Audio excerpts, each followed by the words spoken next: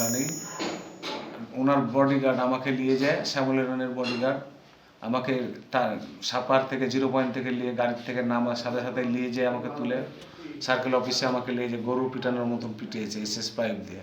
ওনার স্বামী লাথি ঘুষি, শ্যামলী রানীর থাপড়ি চর আমাকে এইভাবে টর্চারিং করেছে খুব। আমি আর বিচার চাই।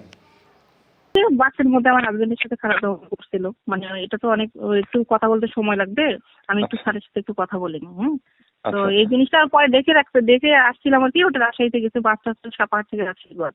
তো আসতে একটু রাত হয়ে গেছে এবং সে বলছে ঠিক আছে ভুল হয়েছে, সরি বলতে, কিন্তু জিনিসটা আসলে অন্যভাবে ছড়াই গেছে। আপনি দেখেছিলেন এবং তারা সরি বলেছে? সরি বলেছে এবং বলছে যে এটা আমাদের একটা মিসআন্ডারস্ট্যান্ডিং ছিল, হেলাল যিনি নাম।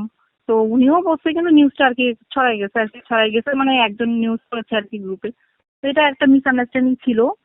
আমাদের যে বাস মালিক সমিতির যে পরিবহনের উত্তরবঙ্গের মহাসচিব হেলাল নাম নজরুল ইসলাম, ওনার সাথে আমার কথা হয়েছে, একটু ওনার সাথে আমার মিসআন্ডারস্ট্যান্ডিং ছিল। হয়তো উনি এক্সপেক্টেড, হয়তো মনে হয়েছে যে আসলে ওনার সাথে আর কি একটু কথার একটু ছিল আর কি বিষয়। তো উনি বলছে যে এটা তো আমাদের এরকম করে নিউজ করছে কেন, জিনিসটা তো আসলে এইভাবে তো না, আমাদের তো একটা মিসআন্ডারস্ট্যান্ডিং ছিল। যাই হোক, এটা ওইভাবে মানে ঘটনা অন্যরকম হয়ে গেছে, অন্যরকম বেয়াদবি করছিল, সে পরে সরি বলছে, কিন্তু বিষয়টা যে এইভাবে নিউজ করবে এটা আসলে যাচাই বাছাই না করে করাটাও ঠিক না।